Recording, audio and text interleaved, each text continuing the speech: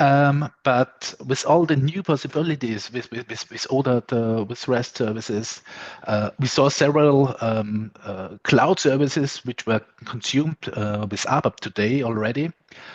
So security becomes even more important right now, and therefore I'm really happy that Ivan will show us today how to secure custom sub-development, typically security issues in ABAP code. So, Ivan, the stage is yours. Thank you. Thank you for having me, by the way. And I think in your intro, you've been very, very right when you said, it is not always taken very serious, dealing with security in an ABAP world. Now, if all goes well, everyone should already see my screen.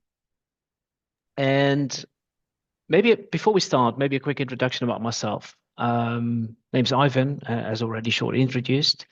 And I'm today the CTO at Security Bridge. And what we do as an organization, we secure the SAP technology stack. And that actually goes quite far, whereby today, I'm very much aware that we do run, an ABAP conference today, whereby ABAP is very likely one of the more important attack vectors to how you can potentially breach an SAP platform. Now, next to the development language itself, we also have capabilities that talk about real-time threat monitoring. We have capabilities that go into hardening an SAP system, as you just said, Donny. Dealing with REST services. Are all your servers correctly configured to make sure that we enforce the right authentication, etc. Now, besides plain custom ABAP hardening, and we should also not forget there is also SAP standard code that needs hardening. Now, the good news is this is where SAP, as a vendor itself, provides SAP security patches. Those that are familiar with the SAP hardening standards are aware that with every second Tuesday of the month, there is SAP patch day. But I think the focus today is going to be on custom code. Now, I stepped into the ABAP development language sometime in the early 90s. So yes, it does give me about 25 years of history.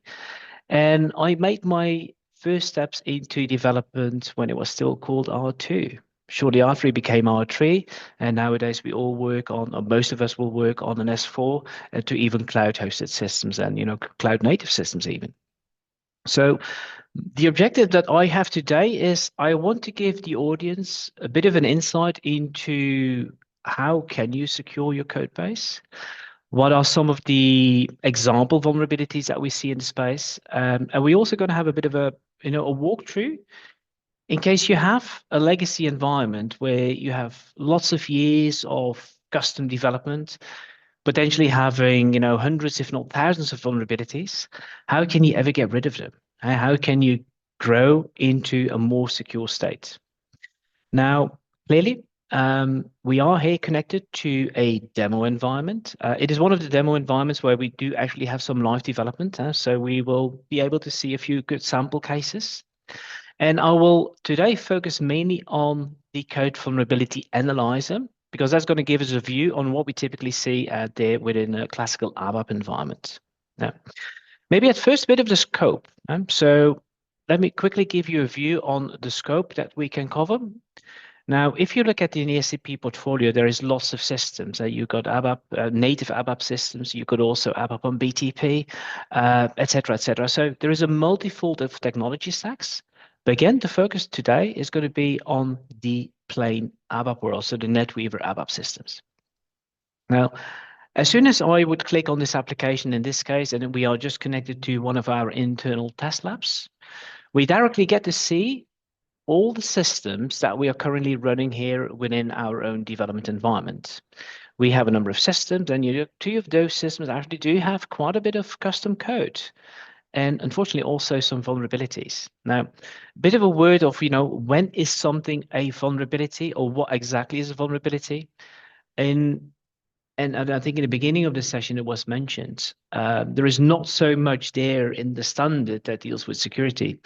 And that is all because in SAP standard, if you look at, let's say, Code Inspector and the ABAP Test Cockpit, we very often get to see check rules that deal with code scalability, performance, naming conventions, but security is very much absent. There are a few standard rules, but all by all, I think we can all conclude it is very, very thin. And you would have to look for commercial products. Now, I happen to work for one of those commercial products, so I'm a little bit biased, of course. But the target is to see, what kind of vulnerabilities do we really get to see in the wild. And as also mentioned in the intro, I think you could also see this in this example box here. These are all the different vulnerability types going from left to right, and the ones on the left have the highest occurrence, at least in these sandboxes. And you can see on the outer left side, you can see authority check validations. These are basically programs or transactions that have no or an incomplete authorization check. Now, of course, especially if you deal with a legacy environment, you may have lots of programs that have no authority check. And that may be very fine, but that all depends upon how your system is configured. There are certain system parameters that will enforce an explicit authorization check at the manual start of a transaction or a program. In case you don't have the necessary parameters configured, everyone that would have access to classical transactions like SE38, SA38, etc., would be able to just execute custom code. And so what we see most frequently is, is the fact that programs are not correctly shielded off from being used by sometimes privileged users. The second type of vulnerability, which we very often see, these are programs that can be executed by way too many resources. Again, very much related to an authorization check. But executable programs, sometimes we see programs that are defined as an executable, but they do not really need to be an executable. So there's many organizations that will enforce the start of a program through a transaction and basically lock the direct start of a program. What we also see quite often are SQL injection flaws. Maybe, depending upon the time that we have, we can have a look at the sample use case there. So SQL injection is whereby someone is able to modify or input a SQL string into an input field, which eventually will be translated into a database action. Examples could be there is a selection screen. The selection screen has an input box, and the input box is expecting, a traditional selection criteria like a material number, a sales order. But if you start keying in a string, in some cases, it will also allow you to transfer that string directly to the database. That's a very basic example of a SQL injection, but we do see it quite often. And then we have a number of vulnerability types, which we see occurring, on a much lower frequency. An empty catch clause. This is not necessarily always a security issue. It's more of a best practice issue. It can result in a security issue, though. We've seen quite a few examples.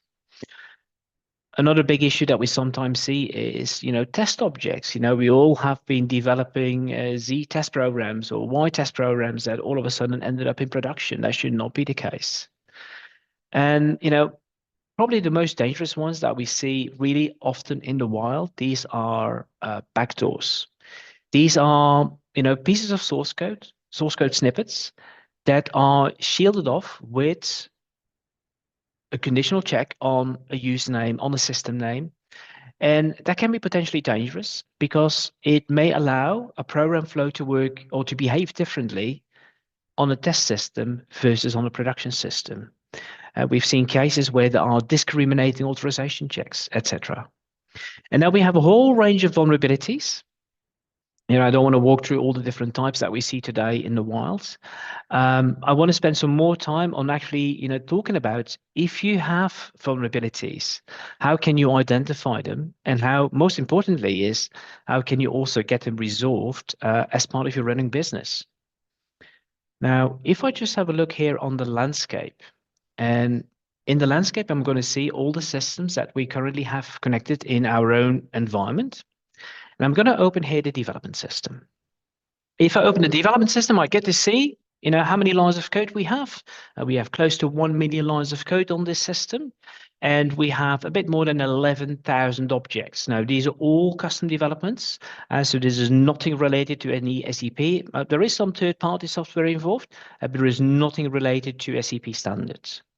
Now, an important metric to really assess on how good your code base is the number of high-severity vulnerabilities per line of code, and or per line of basically per object. Now, in this case, we can see that we have a high severity vulnerability rating of 0.24%, which is actually quite good.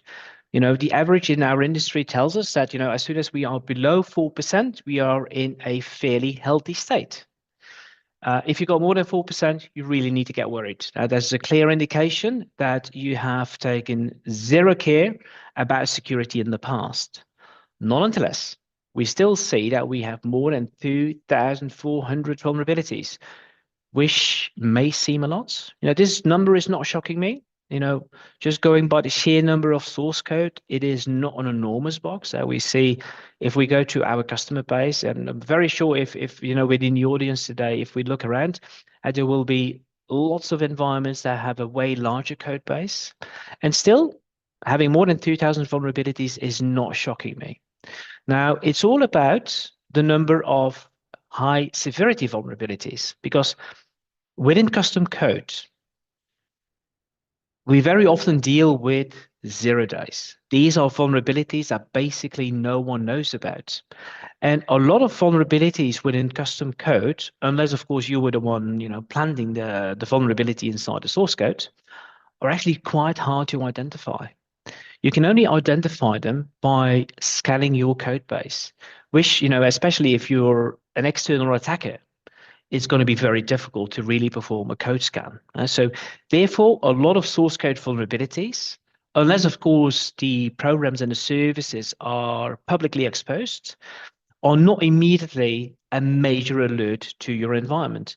Nonetheless, code security remains important. And even though we have more than 2,000 vulnerabilities, I typically, and I always praise for it, this is what we always evangelize, make sure that the number of high severity vulnerabilities remains as low as possible, and try towards cleaning your backlog. Now, again, I've been a developer since more than 25 years myself. Also, I have been equally guilty to writing insecure codes, because especially in the beginning, SAP systems were all backend systems. Nowadays, it is really changing. We see SAP systems really opening up to the world. There's a direct connection. They're directly internet facing. And so there's a lot more connectivity. So security does become important. Now, I'm going to look at one basic example, and the first one here, and it is a test programmer, so it was really planted there with a reason.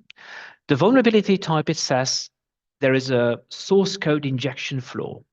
That means that through the use of this ZCVA test program, it is possible to just generate another program. We can use this program to perform an ABAP inject. It's a high severity vulnerability. It is a program. The good note is there is a authorization check. If we click on it, there's a lot of authorization checks included in this program. So it's not necessarily bad, but there is a vulnerability that one needs to be aware of. It's a program, so it's not RFC enabled.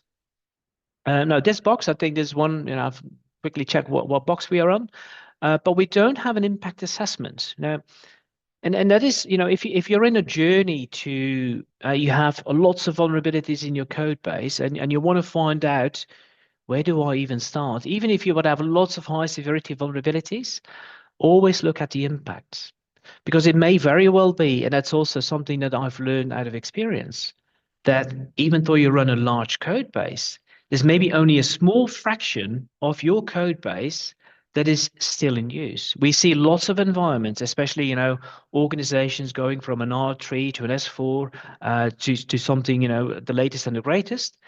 We see that there's a lot of source code that can actually, that would need to be cleansed up. Now, impact analysis here, security breach, or you can also do that with standard tooling. So you can use tools like UPL, etc. They collect users data, and you can validate whether a program is actually still in use, and whether if a program is not in use anymore, then don't even waste the time of resolving it. Go into a lifecycle management process to make your code base smaller. Good. Now let's zoom in onto this particular vulnerability. It is a source code vulnerability. We can see that here at line 1359. There's an insert report. It's a funky one because it says insert report Mara. Now, the ones that are familiar with the Material Master, the MM module, Mara is the table that contains your Material Master. So if you would do an insert report Mara, it's very likely a program that will be very hard to spot because it is within the standard name range. And it says insert report taking the source code from an internal table. And the internal table itself is being filled, directory entry, from a flat file. So basically it says, load a flat file, put it into an internal table, and generate a report out of it. It's almost a hacker's dream. And these kind of vulnerabilities, clearly it is a test program in this case. We've done, I deliberately don't want to use any live examples that we've seen at customers, but these are examples that we do get to see in the wild. Now, clearly, this is a red card, and if you would be in a football game, you should by all means not have such statements. Now, identifying it's not that complicated. This example because you can just perform an overall search on a particular string, insert report in this case, and then you can do some validation up and down to validate is there an authorization check, how does a program flow work, etc. But by all means, it needs to be prevented. Now, on the right-hand side, you can see there is a little bit of a short description on what is a code inject, how can you prevent that. So there is a little bit of guidance here. Now, imagine, and we all have to deal with people that do not speak our language, that do not speak ABAP. Now, if you would have to know what is this piece of code actually doing, and the reason I emphasize on this is code security is not only something that is in the heart of developers, also our colleagues working in, let's say, IT security, they very often also have this on their menu. Yes, they also secure firewalls, routers, but nowadays also the SAP application stack is very often considered as important in any cyber program because SAP is very likely the most important landscape or system within the entire IT infrastructure. So source code, ABAP, is becoming way and way more important as part of a security framework. Now, those resources may not immediately understand what source code is doing. For that reason, I will have to go to a different system because apparently it's not on this box.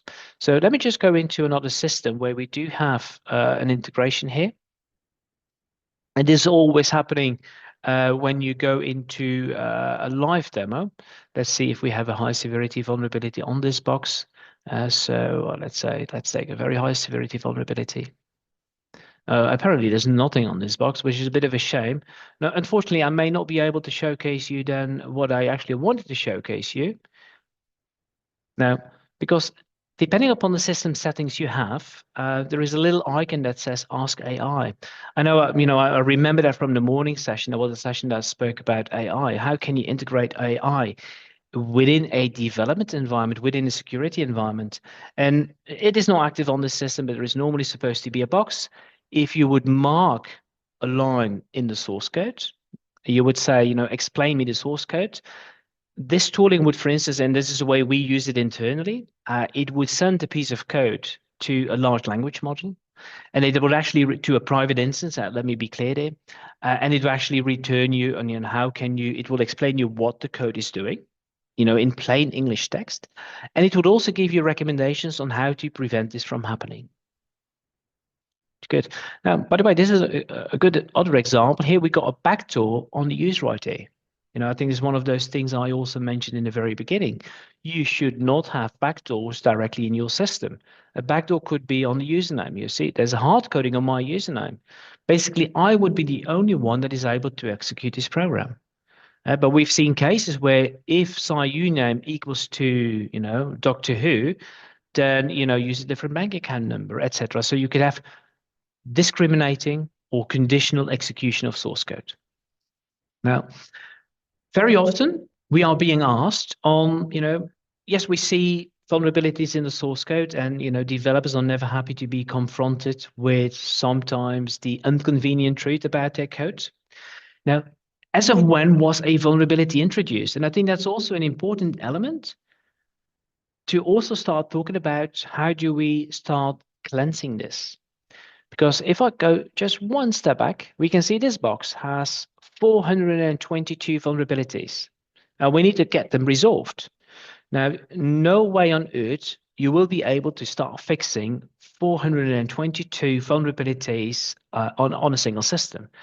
That would cost you an enormous amount of time, an enormous amount of effort, probably an enormous amount of nerves as well. So we always say concentrate on the very high severity ones. What you may do in addition is concentrate on those programs that are still in use. And as soon as you go into a system, and I'm just clicking around now a bit to find a good system for it. Imagine we have lots of vulnerabilities here. Where would I be starting? You would always look at the severity rating, and then with the likelihood on how easy can it be exploited. Now, the tool that I'm showing you, it will automatically list me those vulnerabilities that are by far the easiest to exploit. As soon as you would address these high severity ones, then you don't have to go to the bottom end where you would have high severity, low severity, etc. There we typically suggest to organically start cleansing your code base.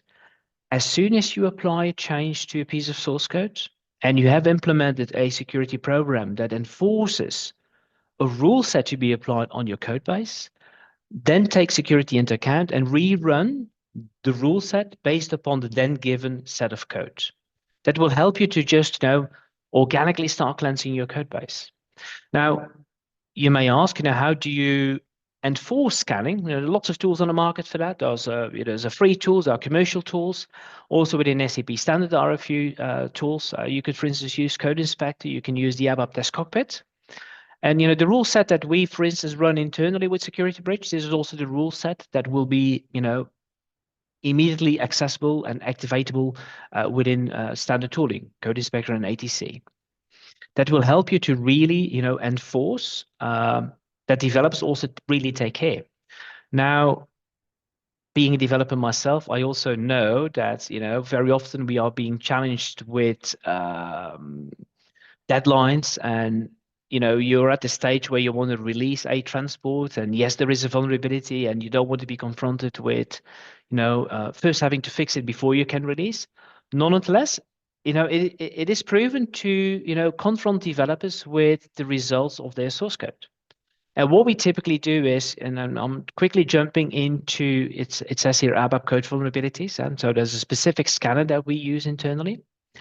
And in the scanner, you can, per vulnerability type that we see in SAP, so you've got SQL injection. But within SQL injection, you still have multiple varieties. You could have SQL injection in ABAP database connectivity. You can have it in ABAP managed database procedures. You can have it in native SQL. You can have it and so on and so on. And so there's various forms of SQL injection based upon the severity. And the severity, we typically work with a CVSS rating. So that's a standard vulnerability scoring system.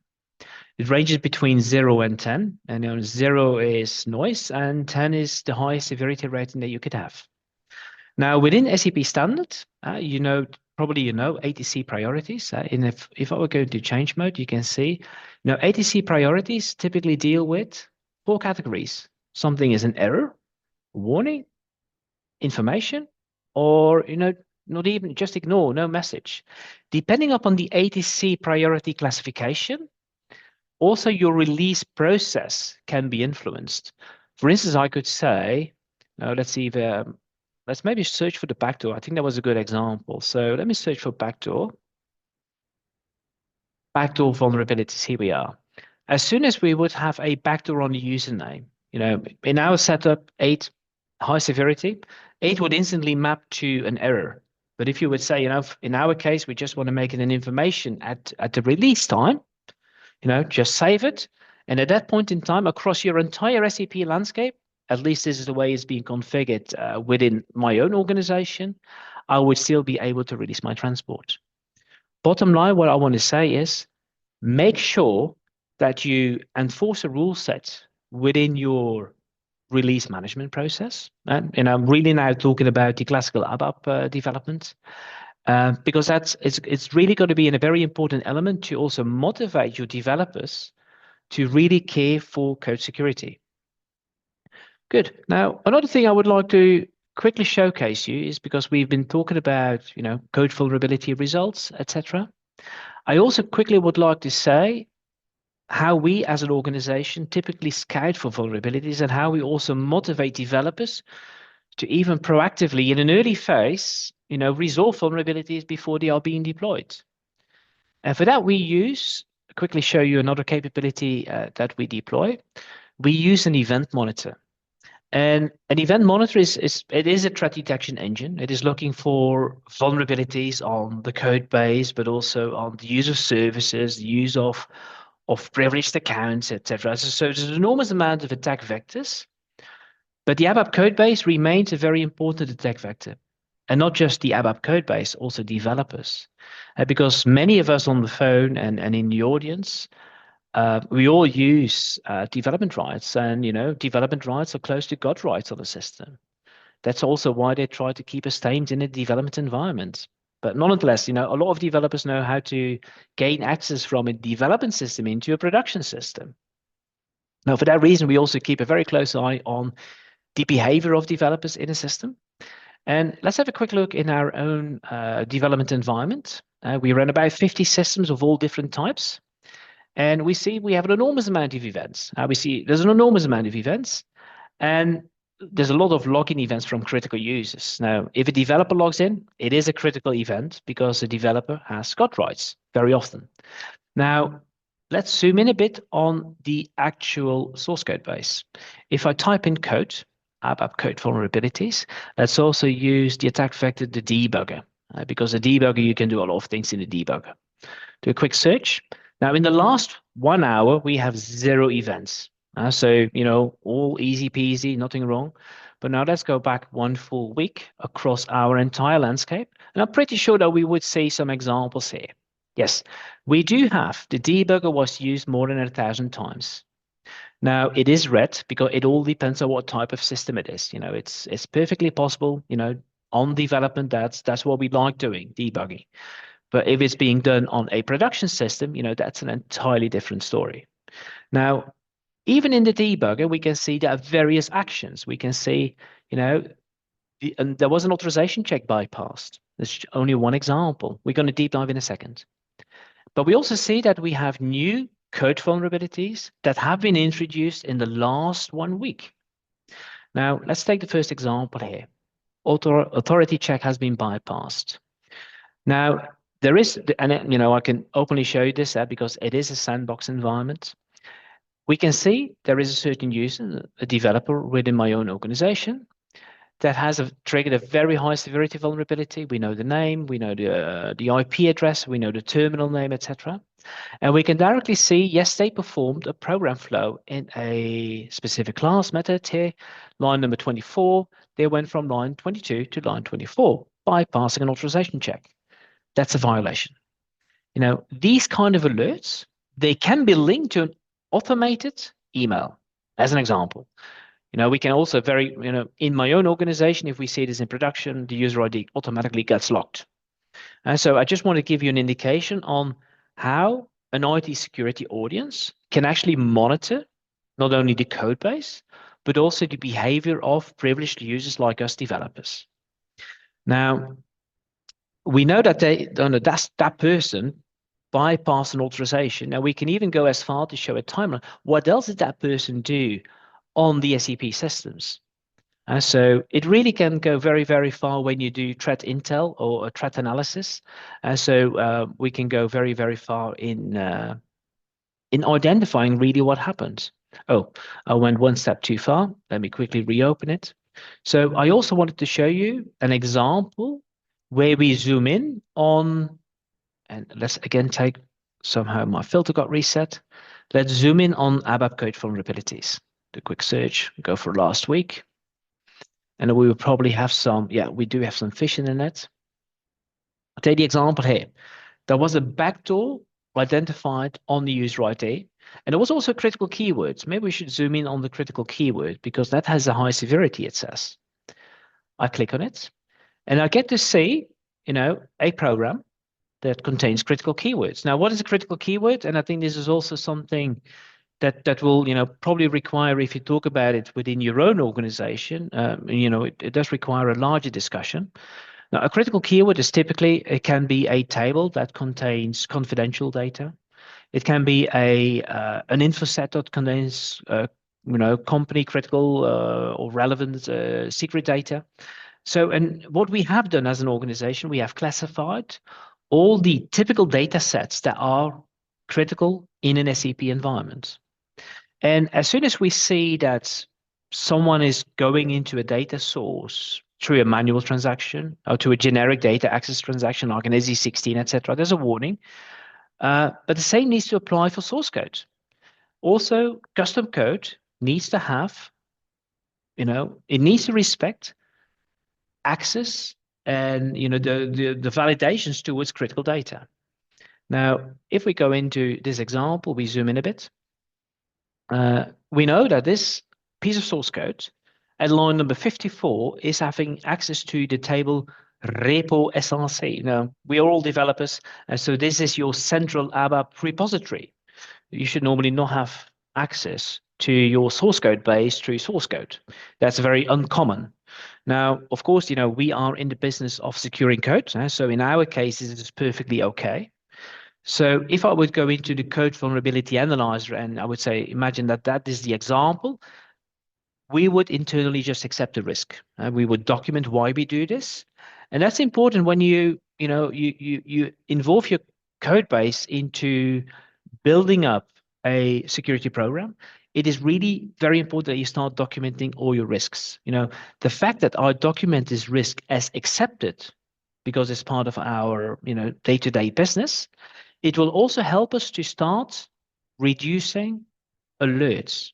Because what we do, and I will also show that in a minute, as soon as we see there is vulnerable code on a system, we will instantly start monitoring the use of that code. And if I now start accepting the vulnerability, yes, we will still monitor it, but with a very different severity rating. And so this is also the fight against, what is very often being called false positives. Now, going back into the event monitor. So we have a vulnerability that where we see there is access to source code. By all means, we always take a snapshot of the code because we did see some examples in the wild where code got injected through an external script. There are ways to inject source code into SAP systems, and the code itself contained a self-destruct after being executed. And so in that case, even if you would just run a normal code scan, one would not be able to identify the piece of code that has been injected, unless, of course, you apply real-time monitoring, as what we do in our own environment. As soon as we see there is a mutation on the source code, we instantly take a snapshot of the code. We need to do that in order to drive later on forensic investigations. Then we take an action, and then we start recording. And we keep that data in a secure way because data can be manually deleted as well. So we take a quick snapshot. This alert itself may be linked to an automated action. In this case, no automated action was triggered, but we do have examples. And we do have process flow within the own organization. As soon as we would see a vulnerability is leaving production, or is leaving development, traveling to your production environment, we do have various gateways on the way that will send an email to the developer with the kind request to cleanse the code, to harden the code before it reaches acceptance or pre-production and eventually production. Of course, the gateway to production for us would still be your transport management system. If you're using Charm, there is multiple ways to, for instance, to lock a transport. That is possible. Now, let me circle a little bit back into the different kinds of vulnerabilities that we see, because now I'm also kind of curious to see what we see. Again, my filter got lost. So let me also circle back into the code vulnerability analyzer. Good. Now, important to know is as soon as you have indexed all your vulnerabilities on the systems, it becomes important that you start, introducing the very same to your fellow colleagues, to everyone working on development, because we all have a joint responsibility to start securing the code base. Now, I very often, whenever I talk to a development audience, one person once told to me, it is unbelievably difficult to tell someone that his own baby is ugly, but because you're part of the making. And that's the same thing. As soon as you get comments on your source code, it's important to really, try to take this very constructive, try to convey the message in a very constructive way. Else people will go into a defense mode, and then it's going to be very difficult to go for a mitigation project. Now, the experience that we have with our own developers, what we do is, as soon as someone compiles code, we instantly scan the code at compiling.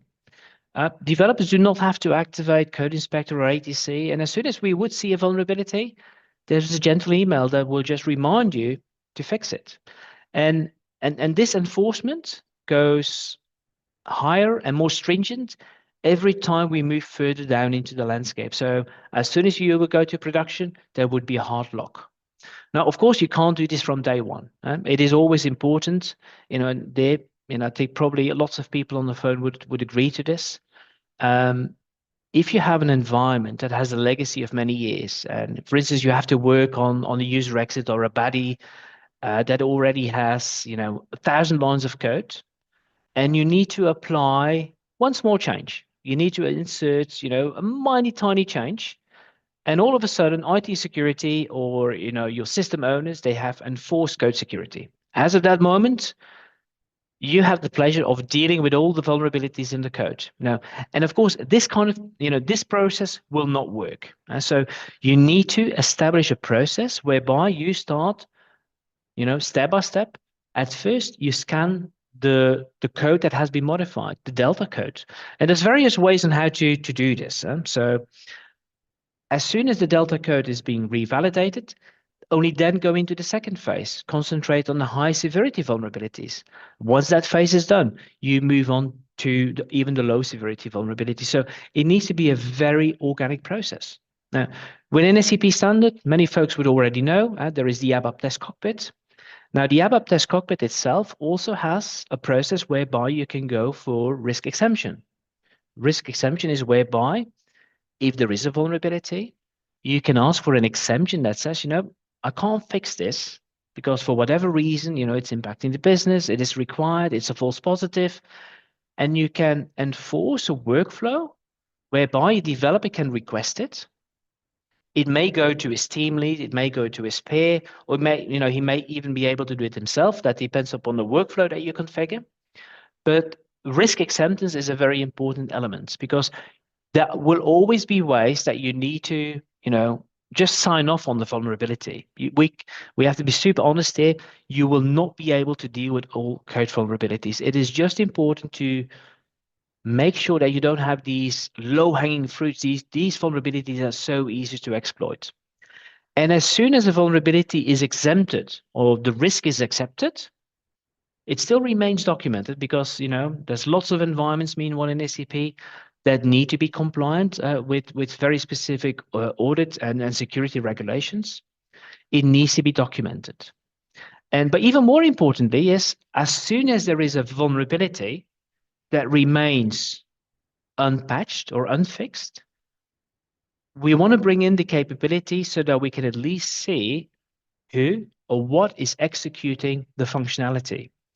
And maybe we do have an example here in our own event monitor. Let's have a look. If I just reset my selection here, if I say program, oh, no, not program. I need to go back into this field here. I type in program, vulnerable program execution. If I do a search, let's see, yes, we have, oh, there's a good example here. We have a program, ZS Flight. The ones that are in SAP since a while, you probably know the S-Flight data model that was there in the early days of SAP. It actually has a very interesting vulnerability. And maybe I can still show you that. I still have a few minutes, I see. In this case, as soon as the program has a known vulnerability, that the indexer picked up, we instantly start recording the usage of this program. Maybe for the time left, let me allow to quickly see if I can share a different screen in order to see if I can just quickly demo the vulnerability itself. Good. Now we should be able to see a old-fashioned ABAP editor. It is the Java version of the editor because I'm on a Mac machine. And that was the program that we just saw in the monitor. It said ZS Flight. Now, ZS Flight is a very basic program that goes into a database that contains airline carriers. And apparently, my authorizations are limited to AA, American Airlines. Now, I did prepare a short SQL inject because there is also, there's a selection criteria on the flight number. Now, of course, this is a glaringly bad program because it did not make use of a proper select option. There is no validation on the screen itself. But as soon as I start tweaking the input of a selection screen, I'm able to bypass the authorization check that there is on the airline itself. If I now just execute, I get results also from other airlines. And so it's a very classical and a very, very basic example of a SQL inject. In this case, it's fairly harmless, but I think it's a good example of a vulnerability that was there in the standard, that was identified through a scanner, and for which also the use of the vulnerability automatically gets recorded. And I think that is key. Now, I'm looking at the time that was left for my quick talk, and I still want to leave some room. I know there are some people in the audience there locally.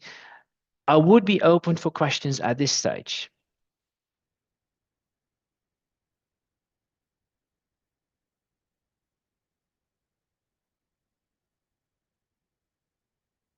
Domi, if you would have any questions maybe from your side, or if you would have picked up something from the channel, more than happy to answer your questions.